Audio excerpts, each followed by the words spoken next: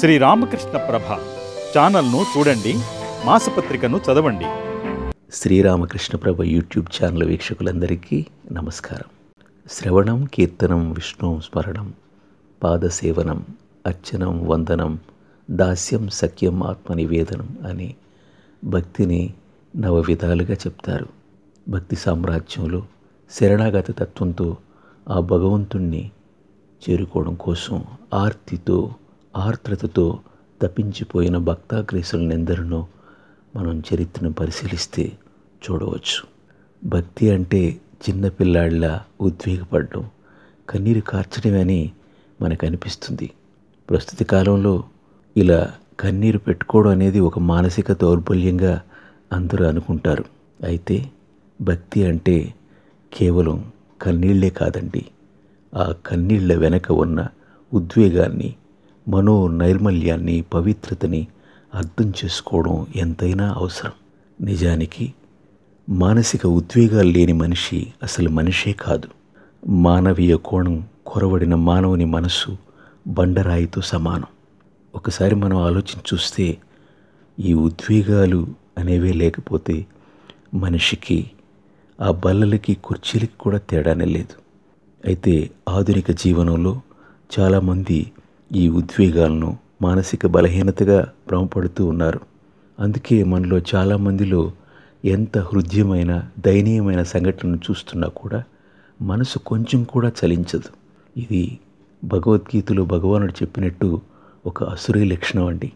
ఉదాహరణకి దారిలో దుర్ఘటన సంభవించినప్పుడు, ఒకరు కష్టాల్లో బాధపడుతున్నప్పుడు చూసి కూడా మన మనసు ద్రవించకపోతే మనలో మానవత్వం అడుగంటిపోయిందని, మానవ పరిణామంలో మనం ఒక తిరోగమన దిశలో ఉన్నామని అర్థం చేసుకోవాలి.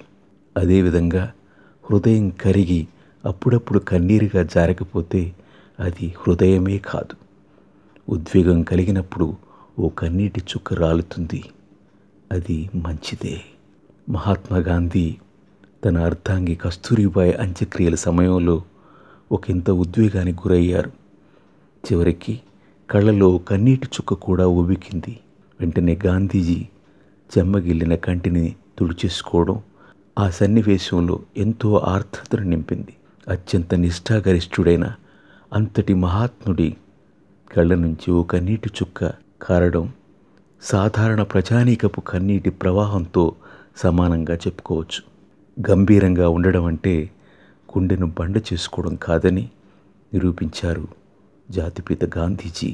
చివరికి మహాత్మా గాంధీ విషయం తెలిసి హాలెండ్లోని లూథరన్ క్రిస్టియన్ అనే గాంధీజీ అభిమాని కూడా ఎంతో కదిలిపోయారట. కాబట్టి ప్రతి మనిషిలోని కాఠిన్యాన్ని, కరుకుతనాన్ని కడిగివేయడానికి మన కంటి నుండి జారిపడే ప్రతి కన్నీటి చుక్క ఎంతగా ఉపకరిస్తుందో అర్థం చేసుకోండి. స్పందనారహితంగా మారిపోతున్నప్పుడు ఇలాంటి ఉద్వేగాలు, కన్నీళ్లు ఎంతైనా అవసరమే. ప్రేమ, స్పందన, సానుభూతి, లుప్తమైన జీవితాలు, రసహీనాలు సమపాళ్లలో ఉద్వేగాన్ని నింపుకొని ప్రేమపూర్వకంగా జీవించగలిగిన నాడే మనసు నిర్మలమవుతుంది, పరోపకారానికి మనల్ని ప్రేరేపిస్తుంది. ఆ భగవంతుడు ప్రేమ స్వరూపుడు. ఆ ప్రేమే మనలోనూ ప్రతిఫలించినప్పుడు మనము ప్రేమ స్వరూపులుగా మారిపోతాం. అప్పుడే మనల్ని మనం ప్రేమించుకోగలుగుతాం, ఇతరులకు ఆ ప్రేమని పంచగలుగుతాం.